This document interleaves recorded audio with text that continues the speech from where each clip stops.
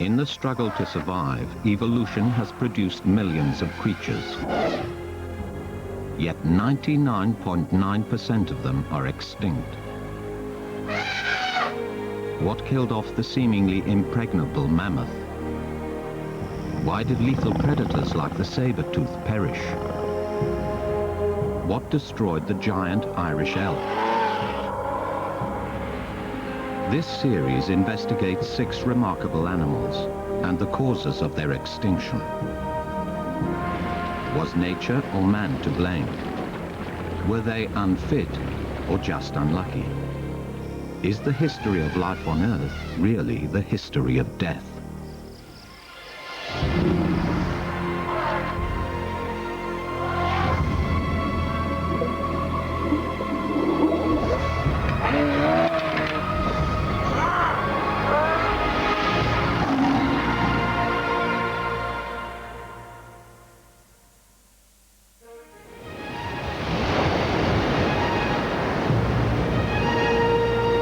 In September 1598, the crew of the Dutch East Indiaman, the Amsterdam, was saved from certain death.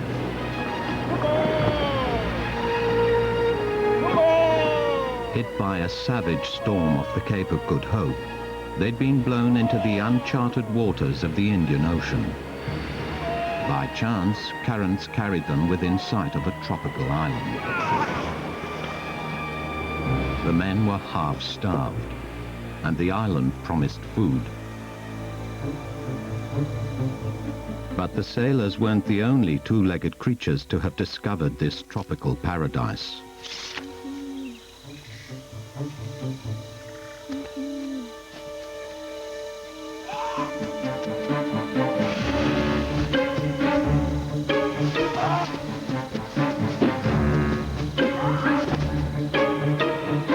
The Dutch encountered an extraordinary creature.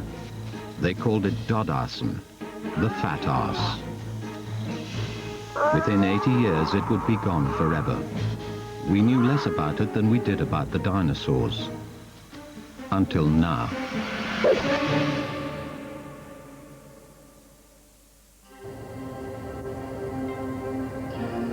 In modern Mauritius, sugar plantations have replaced the jungle the Dutch explored. Tourists relax where the dodo once lived. But paleontologist Julian Hume is no tourist. He's here to discover what the dodo was like and what happened to it.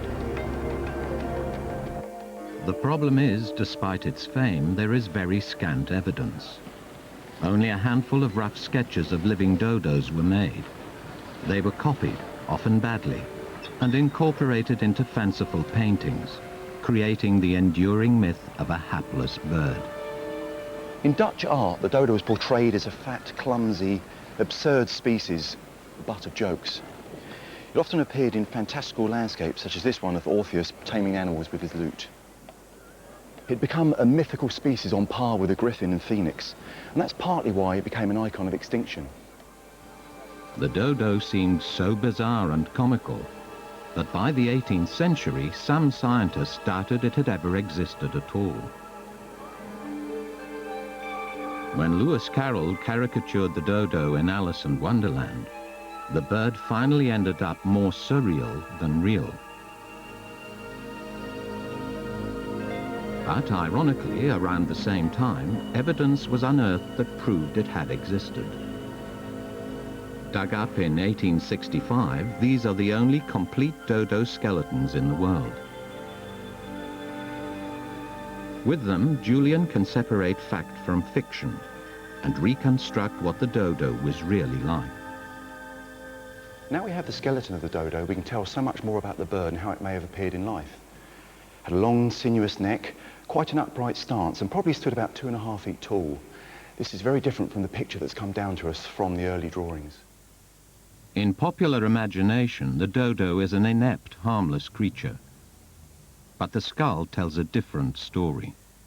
The most incredible feature about the dodo was this extraordinarily large head and bill. The horny tip would have been shed and regrown each year for feeding and for fighting. This would have made this bird very fierce indeed.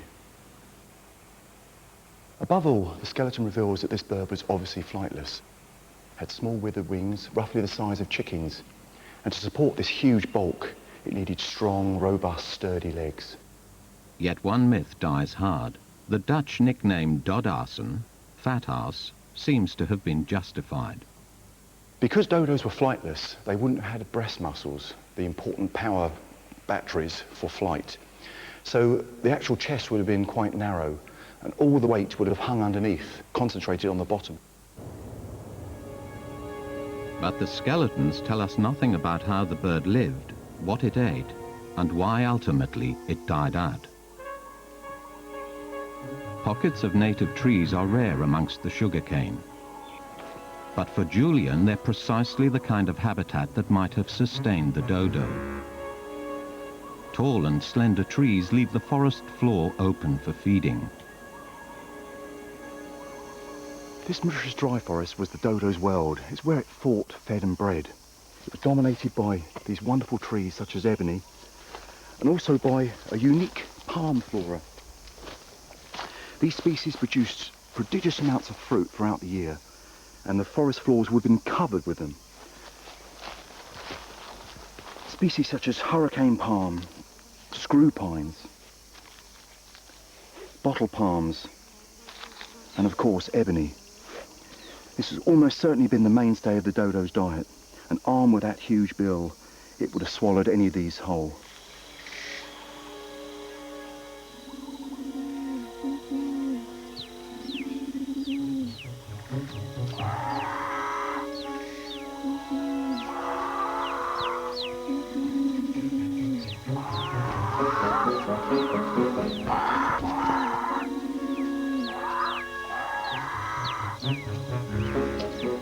The dodos are constantly on the lookout for fallen fruit, pouncing on it before competitors arrive.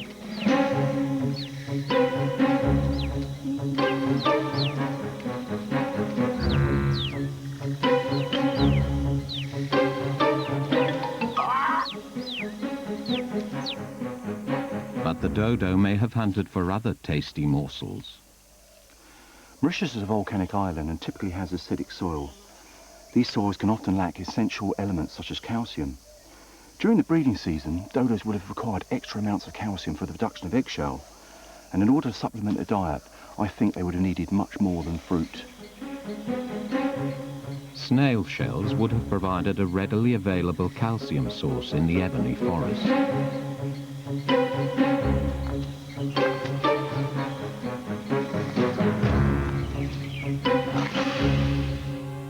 All the evidence is helping to overturn the traditional view of the clumsy dodo.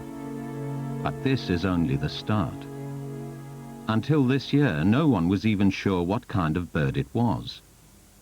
Could it perhaps be a type of ostrich or vulture? The remarkable journey of one particular dodo is the key to solving this mystery. Back in the 17th century, reports of the dodo captured the imagination of Europeans. Dodo mania meant live specimens would fetch high prices, and the Dutch tried to ship them back to Europe. One made it all the way to London, where it was kept as a popular attraction, visited by the diarist Sir Hayman Lestrange.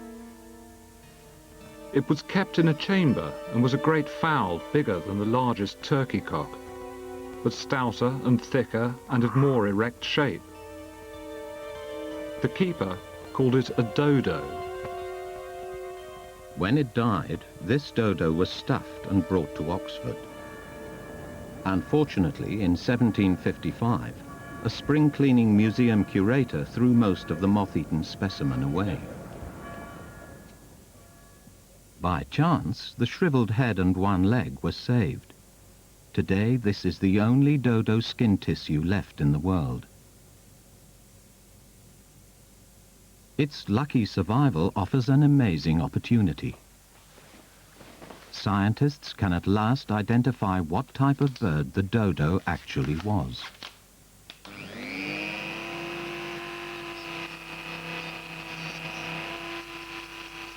Dr. Beth Shapiro is extracting DNA from the lower leg of the Oxford bird.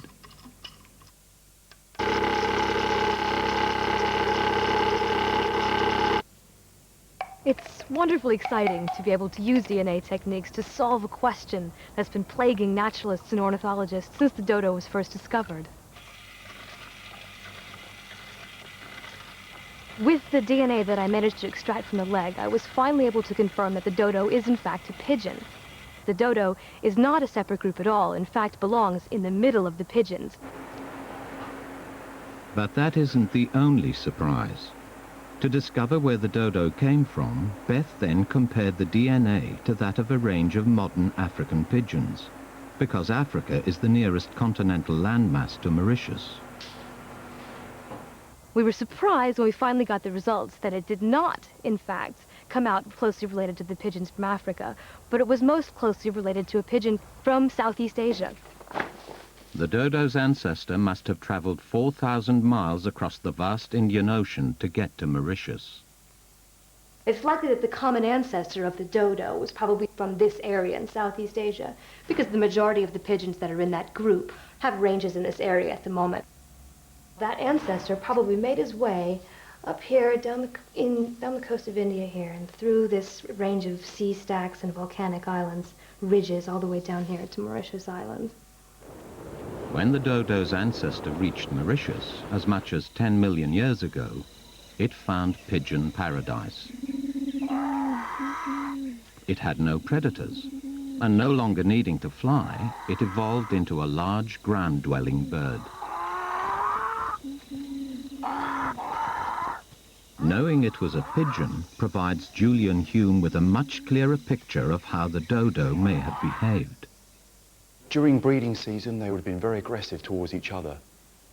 We believe that they had territories, and the males would have defended these territories in order to attract mates and have enough food for the young. Like other pigeons, males gather up nesting materials within their territory. They'll defend it noisily from all comers. When two superior males, who possibly were fighting over the best territory, fought each other, it would have been an amazing sight. There would have been bill tapping, squawking, and eventually that huge bill tip would have been used as a weapon.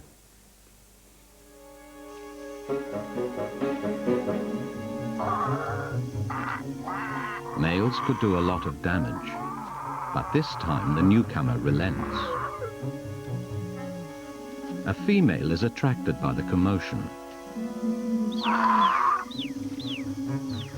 Pigeons have a ritualized display, and the dodo would have had a ritualized display on a grand scale.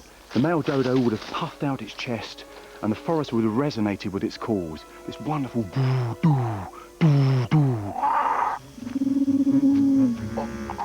This male is trying to mesmerize his intended female.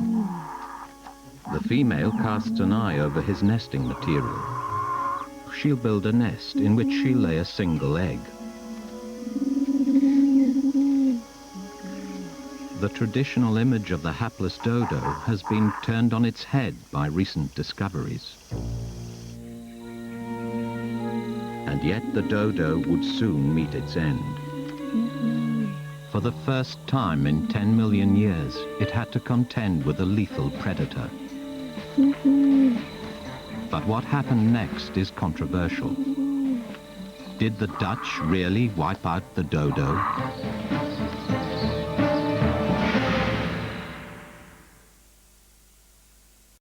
In 1662, 64 years after the Dutch discovery of the island, a German called Volker Iversen was shipwrecked on Mauritius. He walked the length and breadth of the island, but saw no dodos. Hungry and weary, he wandered across to a small islet cut off at high tide.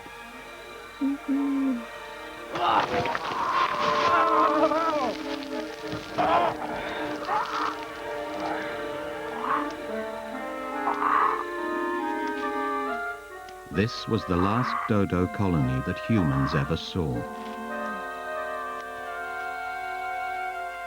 By the 1670s, within 80 years of its discovery, the dodo had undergone a devastating extinction.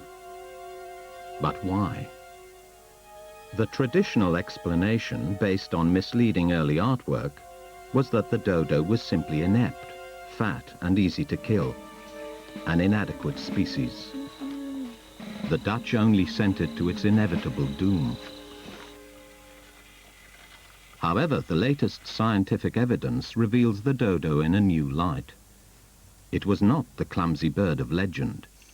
It was a pigeon that had evolved over some 10 million years into a powerful ground-dwelling creature. So what was the Dutch invaders' real relationship with the dodo? Did they hunt it to extinction? New archaeological evidence is throwing up more surprises. In 1638, the Dutch established a colony on Mauritius as a staging post on the spice route to the Far East. They called their compound Fort Hendrik. Around 100 Dutch colonists logged ebony and maintained the small harbour regularly battered by cyclones. You can compare it to a spaceship arriving from another planet on a completely unknown planet and bringing everything with them. Dutch archaeologist Peter Fleurer is now excavating a rubbish dump under the old kitchens to find out how the early colonists fed themselves. I was expecting to find thousands of dodo bones. Maybe a little bit naive, but on the other hand, because we didn't find any dodo bones over here, and still after 4 years of excavation, we haven't found any dodo bones over here. You have to find an explanation for that. Could written accounts provide answers? Ship's logs tell us that the crew of the Amsterdam managed to kill a clutch of dodos in the 2 days following their discovery of Mauritius. The sailors were half-starved after 3 weeks drifting across the Indian Ocean. But even so, the dodo didn't go down at all well. It was so tough, we could not cook it properly, but had to eat it half done. Through its oiliness, it cannot chew but quickly cloy and nauseate the stomach. Examining the skeleton, paleontologist Julian Hume sees why roast dodo would have been an unpalatable dish. The classic bird part that you eat is obviously the breast, but the dodo had no breast meat. So all of the meat and the fat would have collected on the rump. But this would have made it rather greasy and oily because there was no actual muscle. The legs would have been very muscular, but as the birds aged, they became very sinuous. And so you can understand why these early Dutch sailors did not like to eat them. Not only did the dodo make a poor meal, it could be awkward prey. Ship's logs describe tussles between sailors and aggressive dodos. They stress the bird could defend itself. They are superb and proud, very jaunty and audacious of gait.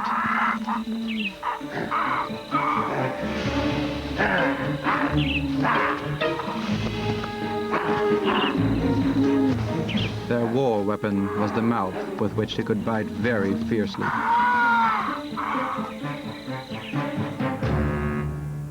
So the case against the Dutch as perpetrators of extinction is looking suspect.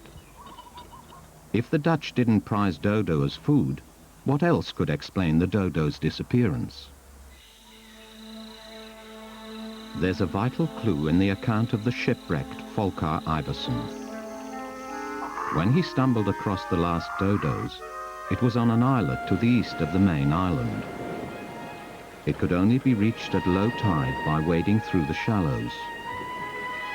This means that someone or something had driven the dodo off the mainland to this islet.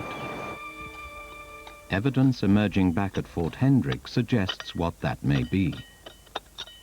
Peter Fleurer may not be finding dodo remains, but he is frequently digging up other non-native animal bones. We find so many bones, tens of thousands of bones of non-indigenous species.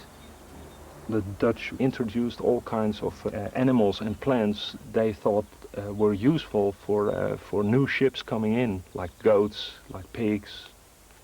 You can imagine that it must have brought quite some harm to the island, the introduction of all these strange animals. Some of them broke loose, raised their young in the wild. The forests were being invaded by these animal escapees. The dodo had to cope with new competitors, and in one important way, it was peculiarly vulnerable.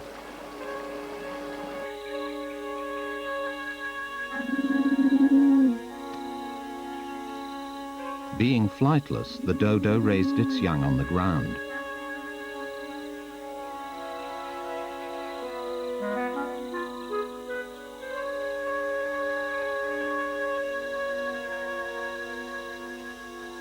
Julian believes the dodo was a victim of its own evolutionary success. Dodos evolved in isolation for millions of years. They never needed to get off the floor. There was no predators. They could have spent a long time rearing their young, perhaps one young every second year. There's no need to propagate themselves in any larger numbers. But then, sadly, pigs arrived. Mauritius was more than a pigeon paradise. Its rich undergrowth also made it a pig paradise. Of all the animals the Dutch introduced, the impact of ground-rooting pigs on ground-nesting birds would have been devastating. Not only would the pig have competed for food, it may have disrupted age-old mating and egg-laying behavior.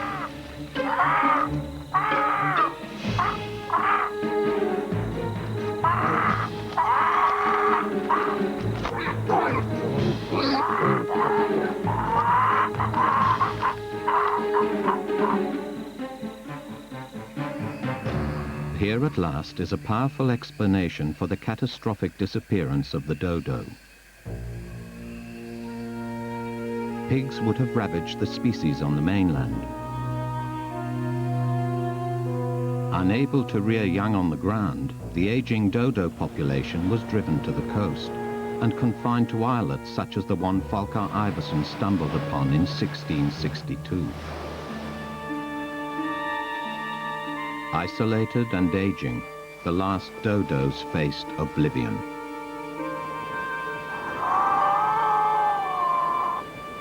The dodo has this kind of awe about it. It is the extinct species of the world. The term dead as a dodo is often used in reference to it. In fact, this bird was a superior species, perfectly adapted to its environment. Its only downfall was the sheer weight of numbers and aggressiveness of introduced species were just too much for it. The story of the dodo's annihilation reveals how quickly extinction can overtake a species. And 400 years after it was first discovered, we at last know the dodo's extinction was simply a case of being in the wrong place at the wrong time.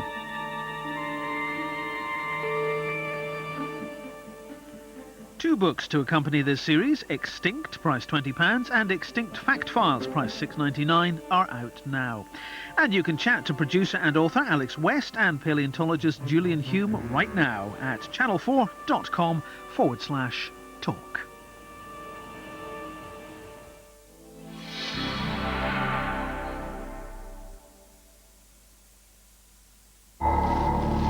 Majestic in design, ferocious in nature, deadly by instinct. It had the potential to be the most powerful hunting machine in the world. So why did the saber-tooth become extinct?